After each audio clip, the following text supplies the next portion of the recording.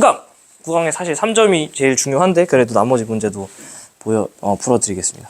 1번 여러가지 외계 행성계 탐사 방법 가나다의 특징인데요. 시선 속도 관측 행성 존재 탐사하는 거는 우리가 무슨 법이라고 하죠? 시선 속도법, 도플러 효과 활용하는 거죠.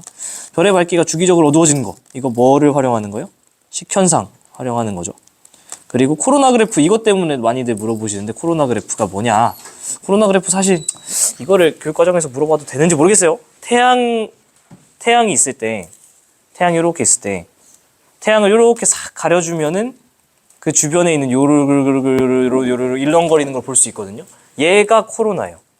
근데 여러분 여러분이 걸렸던 한 번쯤은 걸려보셨어요. 그 코로나가 얘에서 온 거예요.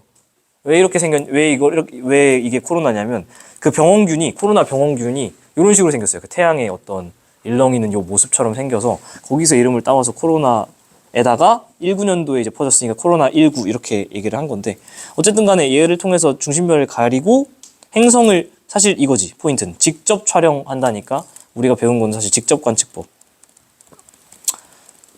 이렇게 되겠습니다.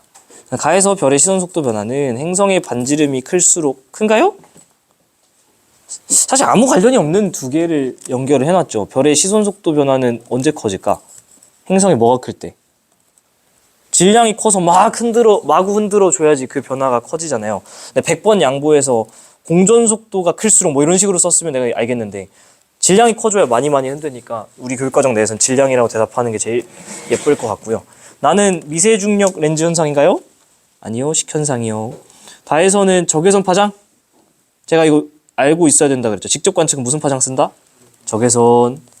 내가 안 가르쳐줬다고 할까봐 또 이제 보여드려야지. 여기 보시죠. 중심별을 가리고 행성을 찾는다. 이게 그 코로나 그래프로 가렸다라는 거고. 왜 중심별을 가릴까? 너무 밝으니까 거기 가려놔야 그 주변에 도는 행성을 보겠죠. 그리고 직접 볼 때는 무슨 파장을 쓴다? 적외선 영역을 관측한다. 아시겠죠? 하나 더 그냥 기왕 나온 김에 이 직접 관측이 유리하려면 이 시스템 자체는 우리랑 어때야 될까요? 가까워야 우리가 어떻게든 좀 더 편하게 보겠죠. 하지만 이 시스템 내에서 중심별과 외계 행성 사이의 거리는 어때야 될까요? 멀어야 얘를 가렸을 때 그 영향력이 얘가 최소가 되겠지. 이거 기억나시죠? 이렇게까지 하시면 사실은 직접 관측에서는 뭐 더 이상 나올 게 있나 싶긴 하고요. 자, 2번 가겠습니다. 2번. 항상 소리 잘 들어가는지 봐야 돼요. 자, 다음은 어느 외계 행성계에서 중심별과 행성이 공통 질량 중심을 중심으로 원궤도로 한 바퀴 공전하는 동안 서로 다른 시기 A, B, C일 때 관측한 특징이다. BC는 A보다 나중이다. 이런 말 괜히 주는 게 아니겠죠. 자, 천천히 해볼게요. 중심별의 적색 편의가 최대이다. 우리가 그 시선속도법 할 때 보고 있는 게 별이에요? 행성이에요? 계속 말하지만 별을 보는 겁니다. 별을 보는 거예요. 중심별의 제가 여기 눈깔이 아래에 있고 중심별에 이렇게 위를 본다고 했을 때 중심별이 제일 적색편이 최대라는 거는 후퇴한다는 거에 접근한다는 거예요. 적색편이면 후퇴죠. 후퇴가 최대로 일어나고 있다는 거죠. 그 말은 어떤 뜻이냐면 이렇게 중심별 안쪽 궤도 행성 바깥쪽 궤도 있는데 A일 때는 중심별이 최대로 후퇴해야 되니까 저 그냥 반시계로 돈다고 칠게요. 여기에 있어서 이렇게 제일 많이 도망갈 때 이게 A겠죠. 그렇죠? 그럼 반대로 외계 행성 A는 여기 있어서 A는 우리한테 접근하고 있겠지만 우리가 보는 건 별이기 때문에 이 별이 최대로 후퇴하고 있는 상태. 여기 A. 그 다음에 B. 지구와 행성 사이 거리가 최대. 지구랑 별 아니에요. 행성이야. 이런 거 하나하나 잘 보셔야 돼요. 행성이 최대라는 거는 이렇게 돌아서 행성이 이렇게 가서 여기 있을 때가 행성이 최대겠죠. 그래서 행성이 최대로 갔을 때는 여기 B. 그러면 또르륵 앞에 오면은 별 B는 여기 있겠죠. 그래서 이런 식으로 돼 있을 때 천천히 그리면서 하시면 된다고. B가 여기 있을 때. 그 다음에 중심별의 시선 속도가 0이다. 자, 이거 잘 봐요. 중심별의 시선 속도가 0이라는 거는 어디가 가능하죠? 여기랑 두 개가 가능하죠. 그죠? 근데 지금 그래서 여기도 C가 되면 이상하잖아요. 그래서 BC 시기는 A 시기보다 나중이다라는 말을 줘서 C를 일단 여기다가 줘야지. C를 여기다가 주고 행성은 스몰 C로 이렇게. 그러면 순서는 어떻게 될까요? BC 시기가 나중이라고 했으니까 A가 먼저, 그 다음에 C, 그 다음 B 이렇게 돼야 되겠죠. 처음 시작은 요거 A, C, B 이렇게 돼야 되는 거죠. 저 문장이 있으니까. BC 시기가 나중이라 했으니까. 시간 순서는 그래서 숫자 써놓은 것처럼 A, C, B 순이죠. A, C, B 순이죠. B 무렵에 행성에 의한 식현상이 일어나느냐. 자, 식현상은 뭐가 뭐 앞에 와야 돼요? 뭐 언제네? B래요? B시기 보시면은 별이 앞에 있고 행성이 뒤에 있잖아요. 이러면 식현상 일어나 안 일어나? 안 되죠. 오히려 반대로 C시기로 와서 별이 뒤에 있고 행성이 앞에 있어야 이 행성이 별을 가리잖아요. 그러니까 식현상이 일어날 수 있는 시기는 언제죠? C겠죠. 답은 일단 뭐 나왔는데 C 전후에 중심별의 시선 속도는 플러스에서 마이너스로 바뀌느냐. C 전후로 봤을 때 중심별 보는 거잖아요. C 전에는 어떻게 되고 있어요? 후퇴하고 있다가 C 지나서 접근하죠. 그러면 C 전에는 뭐예요? 후퇴하니까 플러스. C 딱 기점으로 해서 가까이 오니까 접근하니까 마이너스. 그래서 플러스에서 마이너스로 바뀐다. 괜찮죠? 천천히 하면 돼요. 야, 3번이 기가 막힙니다. 여러분 3번 같은 경우를 잘 하셔야 돼요. 가자. 그림은 어느 외계 행성에서 관측한 중심별. 항상 말씀드리지만 여기서 보고 있는 건 뭐다? 중심별. A, B 밝기 변화는 행성 라지 A, 라지 B에 의한 식현상 때문에 나타냈고 원궤도로 공전합니다. 조건 나란하고요. 거리 일정하고요. 그냥 이런 거 안 주면 문제가 안 풀리니까 준 거겠죠. 천천히 해봅시다. 우리가 볼 수 있는, 분석할 수 있는 자료는 X방향이랑 Y방향이잖아요. 근데 여러분이 제일 많이 일단 접근하는 게 Y방향이 좀 명확하게 보이죠. 저 Y방향으로 감소하는 양을 우리가 어떻게 구할 수 있다고 정량적으로 제가 말씀드렸는데. 그치? 중심별 반지름의 제곱분의 행성 반지름의 제곱. 자, 제대로 공부했나 봅시다. 무조건 이렇습니까? 작년 수특 3점 제대로 공부하셨으면 무조건 이렇지 않다라는 걸 알 수 있어요. 그치? 이거에 비례한다고 말할 수 있는 경우는 전제 조건이 필요합니다. 별 안에 행성이 다 들어왔을 때. 비껴치기 당하면은 이 식을 못 쓰죠. 그래서 여러분이 일단은 이건 2점짜리인 이유가 굳이 말하면은 제가 볼 때 비껴치기를 안 해서인 것 같아요. 난이도 자체는 제가 볼 때는 3점짜리 수준이거든요. 근데 어쨌든 이거를 쓰시려면 여러분이 까먹으면 안 됩니다. 단 행성이 전체 면적이 별을 가릴 때 요게 지금 Y방향으로 감소하는 양이죠. 근데 이게 지금 딱 보시면 알겠지만 A, B 중에 뭐가 더 커요? 당연히 B가 더 크죠. 이거 그냥 읽어주시면 되니까. 그러면은 여기서 그냥 우리가 다 가렸다 가정을 하고 중심별의 사이즈는 똑같으니까 같은 하나의 별을 두 개가 돌고 있는 상황이잖아요. 그러니까 결국에는 이 차이는 뭐에 유발한 거죠? 행성의 반지름 차이 때문이죠. 우리가 알 수 있는 거는 행성의 반지름은 누가 더 크다? B가 더 크다. 사실 엄밀하게 얼마 큰지도 데이터 주면 읽어낼 수 있는 거 알죠? 제곱이니까. 오케이. Y축 방향 끝났고 X축 방향 볼게요. 하나씩 붙잡고 보시라고. 작은 거 먼저 볼까요? 작은 거. 작은 거를 통해서 우리가 알 수 있는 건 뭐죠? 그치, 사실은 요거를 통해서 얼마나의 공전 속도를 가졌는지를 알 수 있지만 그건 너무 어려우니까 넘어가고 여기서는 딱히 필요가 없어요. 주기를 알 수 있지.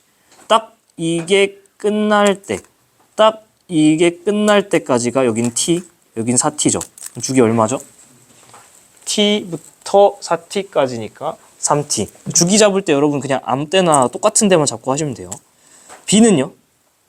똑같이 여기서 딱 끝날 때 2T, 여기서 딱 끝날 때 6T. 그럼 얼마나 걸렸죠? 4T지. 그럼 주기 뭐가 더 길죠? B가 더 길지. 자, 여기서 여러분이 추가적으로 알아주셔야 될 게 있습니다. 하나 물어볼게요. A랑 B가 지금 중심별 가운데 놓고 돌잖아요. 누가 더 바깥에 돌까? B입니다. 주기가 긴 녀석이 더 멀리 돕니다. 이거 제가 어디서 말씀드렸냐면 지원 수준에서는 케플러 회전 얘기할 때 말씀드렸고, 여러분 이거 이거 G2 아니에요? 아니요, 이거 G2 아닙니다. 외계 행성계 탐사에서 계속 물어보고 있어요. 주기가 긴 친구는 더 바깥에 돕니다. 수금지와 목토 천해로 가면 갈수록 주기가 점점 길어집니다. 수성이 제일 빨리 돌고 그 다음 금성, 그 다음 지구. 지구는 1년에 얼마 돌아요? 한 바퀴 언제 돌아요? 얼마 만에 돌아요? 1년. 그러면 수성은 한 바퀴 돌 때 1년보다 짧다고, 화성은 1년보다 길다고. 이걸 모르면 안 된다고요, 지원할 때. 아시겠죠? 그래서 여러분이 지금 주기를 읽어낸 걸 통해서 뭐까지 알아낼 수 있는 거죠? 조금 유식한 말로 공전궤도 반지름. 누가 더 큰 거죠? B가 A보다 크다. 그래서 이렇게 되면 뭘 그릴 수 있는 거죠? 그림을 그릴 수 있게 된다고. 그죠? 왜냐면은 가운데에 별 놓고 안쪽 궤도에 뭐가 돌아요? A가 돌고 라지 A인가요? 라지 A가 별이죠. 노테이션을 명확하게 해야지. 그 다음에 바깥쪽 궤도에 뭐가 도는 거죠? B가 도는 거죠. 이렇게 그릴 수 있는 이유가 뭐라고요? 주기 때문에. 주기가 B가 더 기니까. 이 주기를 못 읽으면 B일지 BA일지 모르는 거죠. 가볼까요? 행성의 반지름은 A가 작나요? 아까 했잖아요. A가 작으니까 덜 가렸죠. 맞고. 그렇죠. 공전 주기는 A가 긴가요? A가 짧죠. 3t잖아요, 얘는. 그래서 사실 여기서 우리가 물어볼 수 있는 거는 공전 주기 대신에 뭐라고 써도 된다? 공전궤도 반지름, 공전궤도 장반경 뭐 이렇게 쓸 수도 있는 거죠. 그리고 ET일 때 이게 디귿이 별표죠. 여러분이 많이들 어려워하셨을 것 같은데 ET일 때니까 일단 어디만 봐? 여기만 보는 거예요. 중심별의 시선 속도는 플러스 값이냐? 한마디로 중심별이 뭐 하고 있느냐죠. 후퇴하고 있느냐를 물어보는 거죠. 하나씩 봐. 이 중심별은 왜 움직여요? 행성 A랑 행성 B가 공전하니까 걔네 때문에 움직이잖아요. 두 개가 한 번에 상상이 안 되면 어떻게 해요? 행성 A 잡고 분석하고 행성 B 잡고 분석한 다음에 합치면 되잖아. 그리고 여러분 저랑 기후변화 요인부터 계속 눈치 때렸지만은 하나에 의한 요인이 나오면 나머지 요인도 걔를 강화하지 걔네의 대소비교를 요하지 않잖아요. 사실 그러니까 별 하나만 행성 하나의 움직임만 알아도 여러분이 정 안 되면은 걔로 답 짓고 넘어가도 되긴 합니다. 해볼게요. 일단은 하나 잡자. A 먼저 잡을까요? 그냥 지금 땡기는 거 잡으세요. A는요 ET일 때 어떤 특징이 있는지 찾아야 돼. A는요 이 ET일 때 어떤 특징이 있는지를 찾아야 돼. 어떤 특징이 있죠? A가 잘 안 보이나? A는 좀 너무 멀다, 그지? 어렵다.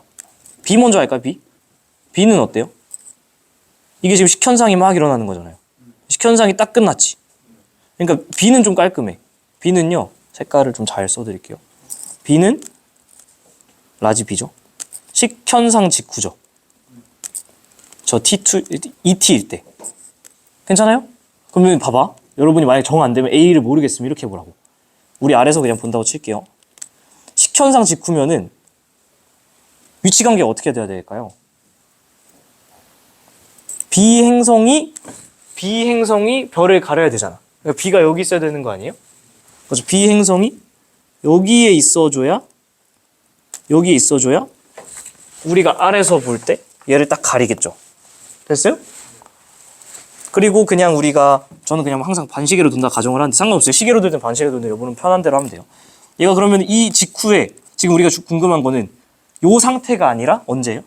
요 상태 직후죠. 그럼 B는 요 상태에서 직후로 빠질 거잖아. 그게 시계든 반시계든 어쨌든 빠질 거잖아요. 그럼 별은 어떻게 될까? 행성이 빠진다라는 건 그게 오른쪽으로 빠지는 왼쪽으로 빠지는 반시계로 빠지는 시계로 빠지는 건 어떻게 돼요? 가까이 와야 되죠. 그렇죠? 그래서 중심별은 B에 의한 영향으로는 접근할 수밖에 없죠. 그래서 사실은 무조건 음수라서 접근할 겁니다. 접근이라서 무조건 음수일 겁니다. A에 의한 영향도 볼까요? A는 어떤 상황이냐면 찬찬히 A는 여기서 딱 끝났잖아요. 그리고 또 여기서 딱 끝나야 되죠. 그럼 여기서 여러분 진짜 중요한 포인트인데 멀리 있는 친구들을 알고 싶으면 그 녀석의 절반 지점을 봐봐요. 절반 지점. 딱 절반이면 T랑 4T 사이니까 2.5T 여기겠죠. 2.5T. 2.5T일 때 A는 어디 있을까? 딱 A 중간일 때. 요때는 A가 식현상 끝난 직후죠. 다시 쭉 가서 여기는 또 A가 식현상 끝난 직후죠. 그러면 T랑 4T일 때는 A가 어디 있냐면 식현상 끝난 직후가 여기 있겠죠. T랑 4T는. 근데 이 T랑 4T의 정확히 중간 지점은 어디예요? 2.5T는? 이 뒤로 갔을 때겠죠. 여기가 지금 2.5T일 거 아니에요? 여기까지 따라왔어요? 그냥 반시계로 돈다 저는 그냥 가정했습니다. 근데 우리가 궁금한 지금 파란색은 이 T는 2.5T보다 앞서요, 뒤서요? 앞서죠. 그러니까 어디에 있어야 되냐면 A는 뭐 정확히 어딘지 모르겠지만 대충 여기 어딘가 있어야 되는 거. 그죠? 대충 여기 어딘가 있어야 되는 거 아닙니까? 그러니까 A는 뭐 하고 있어요, 지금? 후퇴하고 있죠. 그러니까 얘에 의해서 행성은 접근하고 있어야 되지. 아까 B도 뒤로 빠지고 있으니까 B에 의해서도 접근해야 되고 A에 의해서도 접근해야 되니까 결국에는 중심별은 접근. 마이너스. 됐죠? 어려워요. 이거 전 개인적으로 얘가 왜 2점에 있는지 모르겠는데 여러분이 이 정도 수준도 만약에 평가원이 2점으로 판단하고 있다면 외계행성계 탐사 문제의 3점은 굉장히 어려울 수 있다. 라는 거를 반대로 역설적으로 알아낼 수 있죠. 나머지 문제는 또 괜찮습니다. 4번. 아유, 이거 아직도 모르는 분들이 있으면 큰일 납니다. 자, 행성 A를 가진 별 A가 있어요. 그죠? 이렇게. 별 B의 앞쪽을 통과하고 있습니다. 얘 앞을 지나가는데, 자, 물어볼게요. 여기 있는 이 Y축의 밝기는 무슨 별을 어떤 걸 볼 걸까요? 뭐의 밝기일까? 뒤에 있는 녀석 보고 있었던 거예요. 이 B의 밝기입니다. B의. 내가 B의 밝기를 보고 있었는데 만약에 아무것도 없으면 B의 밝기는 어떨까요? 아, 일정했지 뭐. 변할 일이 뭐 있어. 근데 이상하게 한번 쭉 올라갔다가 쭉 내려오네. 왜 그럴까요? 그 앞에 뭐가 지나가면서 중력 렌즈 현상을 일으키니까. 근데 그 녀석이 그냥 이렇게 가는 게 아니라 한 번 더 삐곡이 있어. 이 삐곡은 왜 생길까요? 앞에 오는 녀석이 행성을 끌고 가니까. 그래서 여기에 올라가는 이 전체적인 큰 상향은 왜 생기냐면 별 A와 별 A에 의한 영향이죠. 근데 거기에서 살짝 삐꼭 올라가는 거는 몇 때문인 거죠? 행성 스몰 a 때문인 거죠. 이거는 완전 다 기본 개념. 그래서 나는 라지 b의 밝기 변화 맞고요. 기억은 얘네가 일직선에 있을 때만 쓸 수 있나요? 아니죠. 중력 렌즈 효과는 조금 더 유식한 말로 하면 공정궤도면과 시선 방향이 나란하지 않아도 심지어 수직해도 쓸 수 있다 그랬죠. 그래서 얘는 그게 굉장히 큰 장점이고 뭐야 바로 나오네. 이용할 수 없지 않고 그럴 때 오히려 쌓을 수 있기 때문에 굉장히 큰 장점을 갖고 있다. 5번 표는 여기서 제일 중요한 말이 뭘까요? 주계열성. 괜히 준 게 아니겠죠. 왜? 하나 크면은 강도 크면 반지름 크고 표면도 크고 질량 크고 다 크니까. 질량과 생명가능지대 범위. 자, 질량이 얘가 크네요. 그 말은 무슨 뜻? 광도도 크다는 거지 뭐. 그 말을 하려고 주계열성이라는 말을 한 거죠. 광도가 커지면은 어떤 일이 발생하죠? 생명가능지대에. 그치, 멀어지고 폭이 넓어지죠. 그러면 생명가능지대의 범위를 준 건 폭을 읽으라는 건데 얘네 둘 사이의 폭 얼마? 0.2, 얘네 0.8. 그럼 둘 중에 누가 더 광도가 큰 거죠? 얘가 큰 거죠. 근데 질량은 또 누가 더 크죠? C가 큰 거죠. 그럼 순서가 어떻게 되는 거예요? A, B, C 순으로 커지는 걸 알 수 있죠. 그래서 기억은 1.2보다 작을까요? 작겠죠. 왜냐면은 광도가 작으니까 질량도 작고 다 작다. 폭은 0.8보다 어떻게 될까요? 크겠죠. 잘 말씀해 주신 것처럼 광도가 커지면 폭이 뒤로 밀리면서 폭이 넓어진다. 꼭 기억하셔야 되고요. 야, 이거 계속 나오고 있습니다. 어디에 머무를 수 있는 시간. A 과정에서 B로 넘어가는 데까지 걸리는 시간. 여기에 머무를 수 있는 시간. 얘는 언제 길어지죠? 중심별의 질량이 작을수록. 중심별의 질량이 작을수록 걔가 진화 속도가 느리잖아. 그러니까 거기 한 단계 혹은 그 단계와 단계 사이 넘어갈 때 시간이 오래 걸린다고요. 그죠? 그래서 결국엔 질량 제일 작은 놈 찾아주세요. 근데 그 누구죠? A죠. 할만하죠? 똑같다니까. 자, 태양의 진화에 따른 생명가능지대의 변화. 지금 현재 여기 있죠? 1AU에 우리는 지구 여기 위치하고 있는데 생명가능지대에 있습니다. 시간이 지나가면 어떻게 돼요? 그치? 태양의 광도가 증가합니다. 어머, 선생님 주결성은 광도가 일정한 거라고 했는데요. 사실 요 자료만 봐도 태양도 시간 지나면 광도 증가합니다. 교육과정에서 얘기하는 거 조금씩 벗어나는 자료들도 있다라는 거. 그러면 여러분은 뭘 믿어야 될까요? 내가 알고 있는 지식과 내가 보고 있는 자료 중에. 자료를 믿어야 된다는 거예요. 이 자료만 놓고 보면 태양의 광도 변한다, 안 변한다? 변한다는 거지. 아시겠죠? 시간이 지나면서 광도가 커지니까. 왜 커져요? H활도상에서 주계열성 다음 뭐 돼요? 태양. 거성되면서 어떻게 돼? 올라가잖아. 그러니까 광도는 커지잖아요. 그러니까 얘가 뒤로 밀려나는 거지. 뒤로 밀려나면서 어때요? 폭도 지금 넓어지고 있는 모양새를 나타내고 있습니다. 봐봐, 바로 나오잖아. 기억. 태양의 광도는 점점 커지냐? 그렇다. 그리고 1AU 거리에서 들어오는 에너지 양은 점점 많아지나요? 그렇겠죠. 얘가 점점 뜨거워지고 있으니까. 20억 년 후에 대부분 고체 상태일까요? 기체 상태겠죠. 다 증발해버리겠죠. 점점 중심 모닥불이 커지고 있잖아요. 7번. 뭐 항상 뻔하게 시간 끄는 문제죠. 이런 류의 문제는 여러분이 실제 시험장에서 한번 도전해보고 딱 막히잖아? 그럼 넘어갔다 다른 문제 풀고 오면 풀립니다. 괜히 쫄지 마시고 이거 계속 붙잡고 있어서 시간 질질 끌리지 마세요. 틀려봤자 2점이야. 표면 온도랑 반지름을 줬다라는 건 뭘 찾을 수 있다는 거죠? 광도, 그죠? 표면 온도의 4제곱과 반지름의 제곱은 광도니까. 두 개의 별은 주기율성이니까 찾아주세요 라는 거죠. 자, 태양 1로 도는데 태양이랑 표면 온도랑 반지름 똑같네? 그럼 A는 뭘까요? 당연히 주기율성이죠. 왜냐면 태양이 주기율성이니까. 그럼 한 녀석이 또 주기율성일 텐데 딱 봐도 이 녀석은 의심스럽지 않아요? 반지름이 1000인데? 그죠? 한번 계산 간단하게 해보자. 얘를 T, 얘를 R로 두면 얘는 1000R이잖아요. 1000R의 제곱과 2분의 T죠, 얘는? 2분의 T에 4제곱하면 뭐 나와요? 아이씨. 네. 제가 머리가 안 좋아서. 5의 4제곱, 10제곱 이렇게 나오나요? 맞죠? 맞나? 이렇게. 그냥 뭐 대충 하세요. 누가 봐도 얘는 광도가 이상하죠? 네. 그리고 어떻게 알 수 있을까? 전 좀 더 명확하게 얘가 주기율성이 아닌 거를 얘기할 수 있으면 좋겠는데. 혹시 얘기할 수 있는 사람? 계산하지 않고도 딱 이게 주기율성인 걸 알 수 있는 방법. 어휴! 정확하지. 주기율성은 뭐라 그랬어요? 하나 크면 다 크다 그랬지. 근데 얘 지금 반지름 어때요? 커졌죠. 근데 표면온도는 어때요? 떨어지죠. 그냥 주기율성이야? 아니지.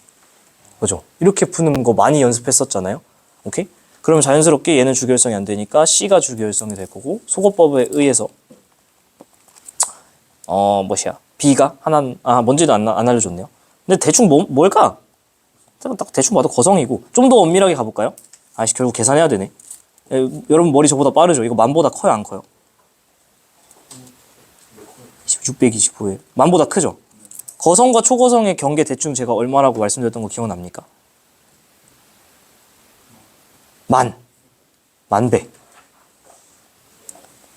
당연히 절대적이진 않아요. 절대적이진 않은데 거성류는 보통 한 100배 정도고 초고성까지 가려면 한 10의 4제곱 10,000배 정도는 돼야 된다는 게. 그래서 여러분이 완벽하진 않아도 이 정도 감을 갖고 있으면은 얘가 그래도 거성이겠네, 초고성이겠네 찾는데 좀 편합니다. 얘는 B는 제가 볼 때는 초고성으로 봐야 될 것 같아요. 662,500배면은 엄청 크죠. 중심별에서 생명가능지대까지의 거리는 언제 커져요? 중심별의 광도가 커질 때 뒤로 밀리고 폭도 넓어진다는 게. 그래서 A가 뭐나요? A는 그냥 L이야. 얘는 65,000이라니까. 62,500. 생명가능지대 폭은 누가 넓까요? B 이거 봐. 엄청나잖아요. 넓고요. 그 다음에 물이 액체 상태로 존재할 수 있는 시간 또 나오잖아. 시간은 어떤 녀석이 길다? 질량이 작아서 진화 속도 느린 놈이 길다는 게. 말을 똑같은 걸 계속 그냥 바꾸는 것 뿐이에요. 한 번만 깨달으면 어려운 거 하나도 없습니다. 그러니까 결국엔 질량 작은 놈 찾아주세요인데 누가 더 질량 작죠? A가 작죠. 어떻게 할 수 있죠?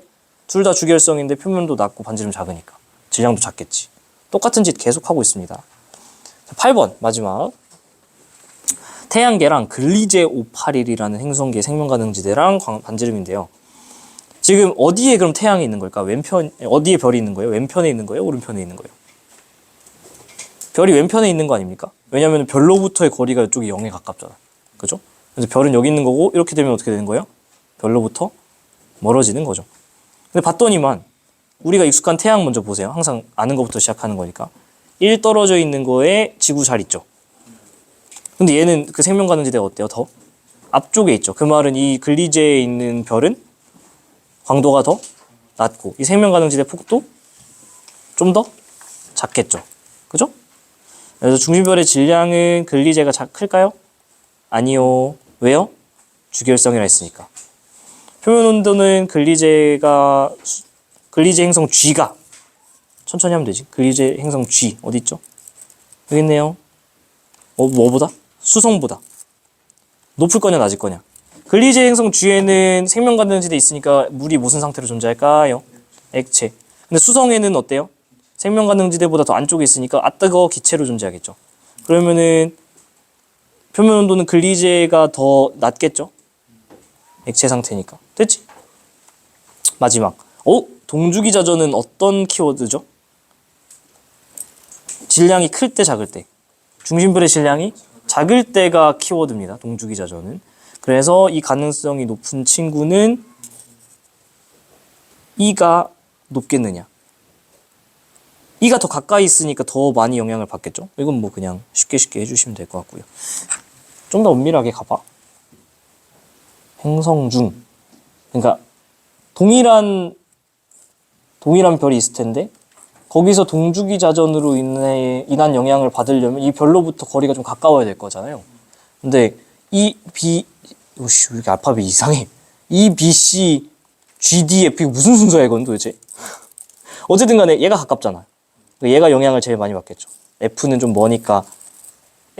여러분이 헷갈리면 안 되는 게, 별이 얘한테 영향을 줄 수도 있지만, 그만큼 행성도 별한테 영향을 주잖아요. 그리고 동주기 자전은 사실 이 행성이 미치는 영향력이 클 때 생기잖아요. 별의 질량이 너무 작아서. 그래서 결국에는 중요한 거는 거리가 짧은 녀석, 영향을 서로 많이 주고받을 수 있는 녀석이 동주기 자전이 좀 더 용이하게 일어나겠죠. 그래서 E가 높다. 정답. 됐죠?